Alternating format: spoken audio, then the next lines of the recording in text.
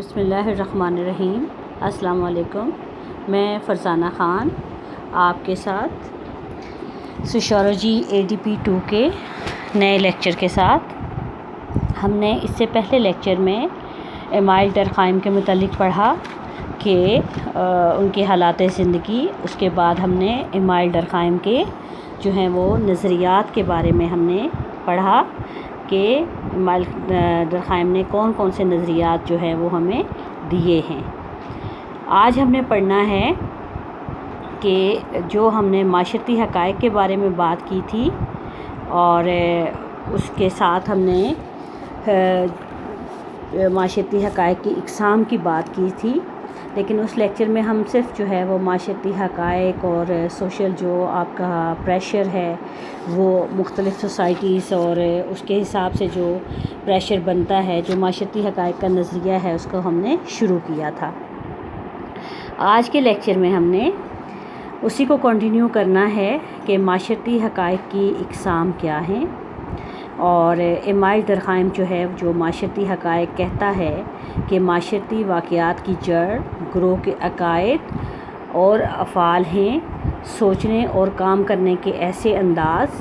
جو بار بار دہرائے جائیں اور افراد میں بطور نمونہ کے قائم ہو جائیں، ان کو ہم معاشرتی حقائق کہتے ہیں۔ اور یہی معاشرتی حقائق ایسے نمونے ہیں جو ایک جسم کی شکل اختیار کر کے ٹھوس حقیقت بن جاتے ہیں کہ جن کو ہم نہ تو اگنور کر سکتے ہیں نہ نگلیکٹ کر سکتے ہیں۔ معاشرتی حقائق کی جو ہے وہ ڈرخائم نے 2 اقسام بتائی ہیں، ٹھیک ہے۔ پہلی ہے اس کی مادی حقائق اور دوسری ہے اس کی غیر مادی حقائق۔ مادی حقائق جو ہے وہ کون کون سے ہیں؟ اس میں عمارتیں، گھر وغیرہ شامل ہیں جو کہ فرد کے کردار کو متاثر کرتی ہیں، اور دوسرا ہے نان مٹیریل فیکٹس ہیں۔ اس میں تمام غیر مادہ عناصر جیسے معمولات ہیں، مذہب ہے، ثقافت ہے، وہ تمام چیزیں شامل ہیں جو کہ فرد کے کردار کو متاثر کرتی ہیں۔ اب آپ دیکھیں کہ ہم زندہ ہیں تو ہم یہ نہیں کہہ سکتے کہ ہم پر جو ہے وہ صرف زندگی میں اثر انداز ہو رہی ہیں، ہمارا مذہب اثر انداز ہو رہا ہے اور ہماری جو ہے وہ تعلیمات اثر انداز ہو رہی ہیں یا ثقافت اثر انداز ہو رہی ہے۔ ماشاءاللہ آپ سب اب اتنے بڑے ہو چکے ہیں اور زندگی کے ہم اتنے سال گزار چکے ہیں، تو آپ سب کو پتہ ہے کہ زندگی میں اور بھی بہت ساری چیزیں ہیں کہ جو اثر انداز ہوتی ہیں اور جن کا ہم بار بار ذکر بھی کرتے ہیں۔ یہاں پہ جو مٹیریل جو انہوں نے بتائے ہیں، سوشل فیکٹس بتائے ہیں، اس میں عمارتیں اور گھر ہیں۔ اگر ہم ان 2 لفظوں کو ہی لے کر چلیں تو آپ خود دیکھیں کہ یہ 2 لفظ اپنے اندر بہت زیادہ جو ہے وہ معنی رکھتے ہیں۔ اس میں کس طریقے سے کہ گھر ہے تو گھر صرف جو ہے وہ آپ کا اینٹ، پتھر، سیمنٹ سے بنی ہوئی چیزیں نہیں ہیں، بلکہ یہ وہ تمام ریکوائرمنٹس ہیں، وہ تمام فیسلٹیز ہیں، وہ تمام نیسیسٹیز ہیں، وہ تمام چیزیں ہیں جو آپ کو گھر کے اندر رہ کر ملتی ہیں۔ اس میں اگر میں اپنی طرف سے آپ کو کہوں کہ سب سے پہلی چیز جو ہمیں چاہیے ہے، جو ہماری زندگی کی بنیادی سہولیات ہیں، کھانا چاہیے ہمیں، لباس چاہیے ہمیں، تو یہی جو 2 چیزیں ہیں ان کو اگر ہم لے لیں اور ان کو مہیا کرنے کی کوشش کریں تو دیکھیں کہ وہ جو زندگی کا سرکل بنتا ہے وہ ہم پر کتنے برے طریقے سے اثر انداز ہوتا ہے، کہ ہم اس کے لیے جو ہم کمانے کی کوشش کرتے ہیں، جو جاب کرتے ہیں، جو ذریعہ اپناتے ہیں، جتنی ہماری انکم ہوتی ہے، کم ہے، زیادہ ہے، نہیں پوری ہو رہی، جو بھی ہے، تو یہ یا پھر ہمارے بہت اچھے حالات ہیں لیکن کسی اور وجہ سے بیماری ہے، زندگی کے مسائل ہیں اور بہت طرح کی فیلنگ سے ریلیٹڈ چیزیں ہیں، یہ سب چیزیں جو ہیں وہ ہماری جڑی ہوئی ہیں جو ہم پر انداز ہوتی ہیں، جس طرح سے ثقافت اثر انداز ہوتی ہے، مذہب اثر انداز ہوتا ہے، ہماری زندگی کے معمولات اثر انداز ہوتے ہیں، اس طرح سے جو ہماری مٹیریل جو فیکٹس ہیں یا جو ہماری جو مادی جو آپ کے حقائق ہیں وہ بھی اثر انداز ہو رہے ہوتے ہیں اور ہمارے کردار کو بہت زیادہ متاثر کر رہے ہوتے ہیں. زیادہ متاثر کرنے میں اچھے انداز سے بھی متاثر ہو سکتے ہیں اور خدا نخواستہ برے انداز سے بھی متاثر ہو سکتے ہیں. اب یہاں پر معاشرتی حقائق سے ڈرخائم کی یہ مراد ہے کہ فرد پر بیرونی طور پر ایسی چیزیں اثر انداز ہوتی ہیں جن کی وجہ سے وہ معاشرتی معمولات اور رسم و رواج کی پابندی کرتا ہے. ہم نے اس دن کا لیکچر جو ہمارا بہت لمبا تھا اس میں بھی ہم نے اسی چیز کو سمجھنے کی کوشش کی تھی اور اسی چیز پر ہم نے فوکس کیا تھا کہ فرد پر بیرونی طور پر ایسی بہت سی چیزیں ہیں جو اثر انداز ہو رہی ہوتی ہیں اور جس کی وجہ سے وہ معاشرتی جو معمولات ہیں اور رسم و رواج ہیں ان کی پابندی کرتا ہے. اور کیوں پابندی کرتا ہے کہ اگر وہ معاشرتی معمولات کی پابندی نہیں کرے گا تو اس کو سزا ملے گی. ہم نے یہ بات بھی اس دن ڈسکس کی تھی کہ سزا جو ہے وہ معاشرہ ہمیں نہ جیل کی صورت میں دیتا ہے نہ کسی اور طریقے سے دیتا ہے، لیکن ایک پریشر ضرور ہوتا ہے، لائک ڈس لائک اور اچھا سمجھنا اور اچھا نہ سمجھنا، نفرت محبت، یہ والے جو فیلنگس ہیں یہ ہم میں ڈیولپ ہوتی ہیں، موجود ہوتی ہیں اور یہی چیزیں ہمیں جو ہے وہ متاثر کرتی ہیں. یہ ڈر اس پر بیرونی طور پر قائم ہوتا ہے. معاشرتی حقیقت وہ معاشرتی دباؤ ہے جو معاشرتی اور ثقافتی معمولات کی وجہ سے افراد پر قائم ہوتا ہے. یہ دباؤ ہر طبقے میں، ہر درجے میں، ہر فرقے میں، ہر گروہ میں، ہر محلے میں اور ہر شہر میں پایا جاتا ہے، کیونکہ معمولات کا نظام معاشرے کے ہر حصے میں پھیلا ہوا ہے. معاشرہ چاہے کوئی بھی ہو، چاہے وہ ایسٹرن ہے، ویسٹرن ہے، ڈیولپڈ ہے، ڈیولپنگ ہے، بیکورڈ ہے، کیسا ہی معاشرہ کیوں نہیں ہے، کیونکہ ہمارے ہاں بہت سارے ممالک ایسے ہیں نا، تو معاشرے بھی موجود ہیں، دنیا کے ہر حصے میں، ہر خطے میں معاشرے موجود ہیں، تو یہ دباؤ ہر جگہ پر پایا جاتا ہے. اب اس کا ہم یہ مطلب بھی اخذ کر سکتے ہیں ڈرخائم کی تھیوری کے مطابق یا ڈرخائم کے مطابق کہ دباؤ یا ڈر فرد پر چونکہ بیرونی طور پر اثر انداز ہوتا ہے، اس لیے وہ معمولات کی خلاف ورزی ایسے موقع پر کرتا ہے جہاں اسے لوگ نہ دیکھ رہے ہوں. یعنی کہ جب اس کو یہ خوف ہوتا ہے کہ لوگ دیکھ رہے ہیں یا لوگوں کو پتہ چل جائے گا. آپ دیکھیں نا، ہمیں کس چیز سے ڈرایا جاتا ہے؟ لوگ کیا کہیں گے؟ کیسے باہر جا رہے ہو؟ نظر نہیں آتا لوگوں کو؟ کیا یہ کرو گے تو کیا پتہ نہیں چلے گا؟ اسی قسم کے اسی سے ملتے جلتے جملے ہوتے ہیں نا، جن کی وجہ سے ہمیں ڈرایا جاتا ہے اور ہمیں خوفزدہ کرنے کی کوشش کی جاتی ہے. تو یہ جو پریشر ہیں جو بیرونی طور پر اثر انداز ہوتے ہیں اور لوگ اس وقت عموماً معمولات کو پیچھے چھوڑ دیتے ہیں جب وہ یہ سمجھتے ہیں کہ گھر میں، کمرے میں، رات کی تاریکی میں، سنسان گلی میں یا دیگر افراد سے الگ ہو کر جب وہ معمولات کی خلاف ورزی کرتا ہے، جرم کرتا ہے، کیونکہ معاشرتی دباؤ ایسے موقع پر موجود نہیں ہوتا یا کم ہوتا ہے اور اسے جو ہے یہ یقین بھی ہو جاتا ہے کہ اس کے جرم کا دوسروں کو پتہ نہیں چلے گا، کیونکہ اس کے اندر کوئی دباؤ، خوف نہیں ہے جو اسے جرم کے ارتکاب سے باز رکھے. اس لیے معاشرتی دباؤ جرم کا کلی سدباب نہیں ہے. یعنی کہ ہم یہاں سے یہ بھی کہہ سکتے ہیں کہ ہم کہتے ہیں کہ لوگ جو ہے وہ سوشل پریشر کی وجہ سے جو ہیں وہ جرم سے دور رہتے ہیں یا اس کی وجہ سے بہت ساری چیزوں سے دور رہتے ہیں تاکہ پتہ نہ چل جائے، لیکن ہم یہ بھی نہیں کہہ سکتے کہ 100% ایسا بھی ہوتا ہے. دوسرا، یہاں پر ایک چھوٹی سی مثال ہم خود بھی دے سکتے ہیں کہ دیکھیں جہاں پر ہمارے معاشروں میں معمولات کی جو پابندی کی جاتی ہے اور مذہب کے حوالے سے، کیونکہ مذہب کی چھاپ ہمارے معاشرے پر زیادہ ہے اور ہونی بھی چاہیے، تو ہم ویسے بھی اگر آپ کلچرل بھی دیکھیں تو ہمارا جو لباس ہے وہ قمیص شلوار اور دوپٹہ ہے یا چادر ہے. ہم یہ 3 چیزیں جو ہیں وہ اپنے ثقافت کا حصہ بھی سمجھتے ہیں، اپنی فیملیز کے لحاظ سے بھی ہم سمجھتے ہیں، مذہب کے لحاظ سے تو ہے ہی ہیں. تو ہم ان کو لے کر چلنا اور ان کو پہننا جو ہے وہ بڑا سوشلی لائک بھی کیا جاتا ہے، اچھا بھی سمجھا جاتا ہے، اور بڑی جو ہے اچھے ورڈز میں مطلب ایک اپریسیشن بھی دی جاتی ہے. لیکن آپ دیکھیں کہ ایک آبادی کا بہت بڑا حصہ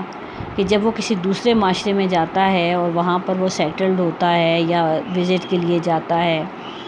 تو جب انہیں یہ ہوتا ہے کہ اچھا یہاں پہ تو سارے ہی ایسے ہیں، تو ہمارے معاشرے کے کون سا کوئی ایسے لوگ ہیں جو ہماری تصویریں یا ہماری خبریں جو ہے ہماری فیملی یا ملنے جلنے والے لوگوں تک پہنچائیں گے. تو عموماً وہ لباس کے معاملے میں اور بہت ساری چیزوں کے معاملے میں جو موجود ہوتی ہیں اس سے وہ جو ہے وہ کیا کرتے ہیں کہ پیچھے ہٹ جاتے ہیں یا ان کو چینج کر لیتے ہیں. درخائم کے اس نظریے سے یہ ثابت ہوا کہ معاشرتی حقیقت کا نظریہ فرد کی معاشرتی زندگی کی پیداوار ہے، کہ جو معاشرتی حقیقت کا اس نے فلسفہ یا نظریہ دیا ہے وہ ہماری معاشرتی زندگی کی پیداوار ہے. فرد کی تربیت کے دوران جس قدر ثقافتی اقدار، عقائد اور معمولات کا زور ہوگا، اس قدر وہ اپنے کردار میں معاشرتی حقائق کا دباؤ محسوس کرے گا اور معمولات کی خلاف ورزی کم سے کم کرے گا. ابھی جو میں نے آپ سے بات کی، اب اگر انہی لوگوں میں جو کسی دوسرے معاشرے میں جاتے ہیں اور بہت حد تک اپنا لباس یا اپنی ویلیوز کو پیچھے چھوڑ دیتے ہیں یا یہ سمجھتے ہیں کہ اچھا جب تک ہم اس معاشرے میں ہیں تو ہم ایسے ٹھیک ہیں، اور واپس اپنے معاشرے میں جائیں گے تو پھر وہی لباس وہی انداز اپنا لیا جاتا ہے، تو اس کا مطلب کیا ہے کہ ان کی تربیت میں جو معمولات ہیں، جو ثقافتی اقدار ہیں، جو عقائد ہیں، ان پر زور نہیں دیا گیا، اور ان کی تربیت یا ان کی شخصیت کے اندر وہ بہت زیادہ ان کی اہمیت نہیں ہے. کیونکہ اگر فرد کی تربیت میں ان معمولات میں زور دیا گیا ہو تو وہ جو ہے وہ اس کو جس بھی معاشرے میں جائے گا، جہاں پہ بھی فرد رہے گا، چاہے وہ مرد ہے عورت ہے، اس کو اپنے ساتھ جو ہے وہ لے کر چلے گا اور اس کی اہمیت اس کے نزدیک کم نہیں ہوگی. اب ہم بات کرتے ہیں درخائم کی نظر میں غیر مادی حقائق زیادہ اہم ہیں. درخائم نے عمرانیات کو معاشرتی حقائق کے مطالعے کا نام دیا ہے. معاشرتی حقائق 2 طریقوں سے معلوم کیے جا سکتے ہیں. پہلے اس طاقت سے جو وہ افراد پر دباؤ ڈالتے ہیں اور جس کا اظہار معاشرتی منظوری سے ہوتا ہے. اب ہم نے اس دن معاشرتی حقیقت کو یا جو معاشرتی حقائق ہیں ان کو ہم نے ایک فورس کا، ایک طاقت کا نام دیا تھا کہ معاشرتی حقائق 2 طریقوں سے ہم معلوم کر سکتے ہیں. پہلے اس طاقت سے جو وہ افراد پر ڈالتے ہیں اور جس کا اظہار کس طریقے سے ہوتا ہے، سوشل اپروول سے ہوتا ہے. سوشل اپروول کیا ہوتی ہے، یہ جو ابھی ہم اس دن بھی بات کر رہے تھے، آج بھی بات کر رہے ہیں کہ آپ معاشرے میں ایڈجسٹ ہیں، آپ کو لوگوں کی طرف سے پیار، محبت، عزت جو ہے، یہ تمام چیزیں جو ہے وہ مل رہی ہوتی ہیں، اور اس طرح سے جو ہے وہ آپ کو پسندیدگی کا ایک انداز ملتا ہے. دوسرے ان حقائق کے گروہ میں نفوذ سے کہ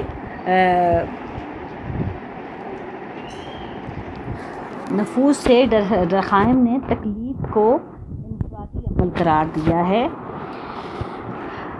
اور یہ ایک معاشرتی حقیقت نہیں ہے. اس کے اثرات معاشرتی زندگی پر ہیں. اس کے برعکس سماجی ادارے معاشرتی حقائق ہیں، کیونکہ گروہ کی اجتماعی زندگی نے ان کے عقائد اور آداب کو تسلیم کر لیا ہے، اور یہ ادارے فرد سے باہر اس پر دباؤ ڈالتے ہیں. اس وجہ سے درخائم نے سوشیالوجی کی تاریخ میں کہا ہے کہ یہ جو سماجی ادارے ہیں یہ معاشرتی حقائق ہیں، کیونکہ گروہ کی اجتماعی زندگی نے ان کے عقائد اور آداب کو تسلیم کر لیا ہے، اور یہ ادارے فرد سے باہر اس پر دباؤ ڈالتے ہیں۔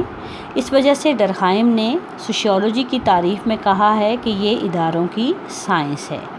یعنی کہ جو ہمارے ادارے ہیں وہ معاشرتی حقیقت ہیں، جو ہم تقلید کرتے ہیں، کسی چیز کو اپناتے ہیں، اس کی پیروی کرتے ہیں، اڈاپٹ کرتے ہیں، یہ سب جو ہے وہ ہمارا انفرادی عمل ہے، جبکہ اداروں کا جو ہے وہ دباؤ ہم پر موجود رہتا ہے۔ معاشرتی حقائق آج اس لیکچر کے ساتھ آپ اس سے پچھلا جو لیکچر تھا اس کو ضرور سن لیں، اور بار بار سنیں گے تو آپ کو اس کے اندر کی جو وضاحت ہے یا جو آپ کو سمجھ کے آنے والی جو چیزیں ہیں وہ سمجھ آئیں گی، اور میں بھی کوشش کروں گی کہ اس کو آپ کے لیے دوبارہ رپیٹ کر دوں۔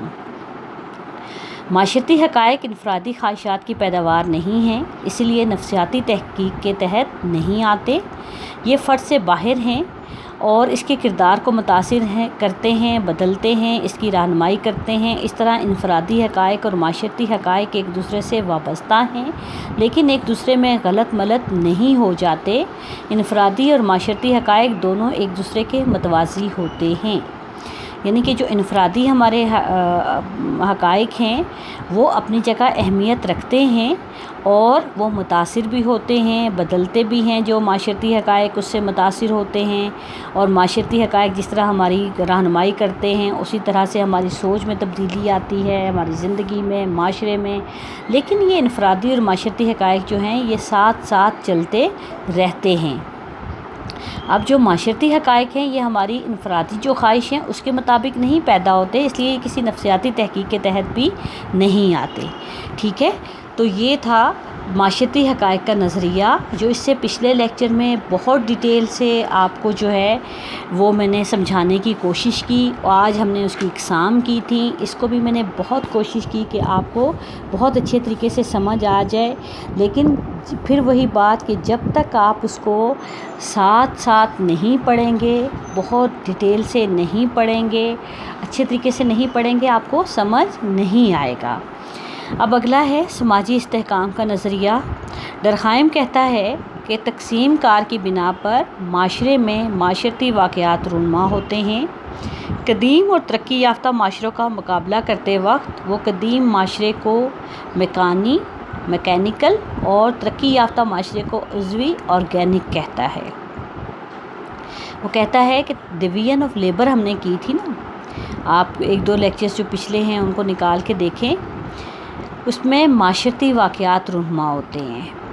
اور وہ پھر یہاں پر ان کا جو تجزیہ کیسے کر رہا ہے کہ معاشرے کو اس نے دو حصوں میں، قدیم معاشرہ اور ترقی یافتہ معاشروں میں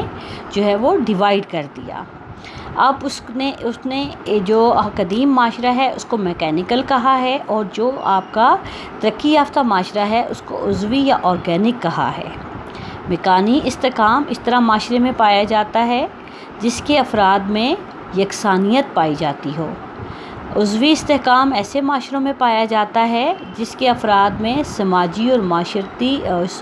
معاشی اختلافات موجود ہوں،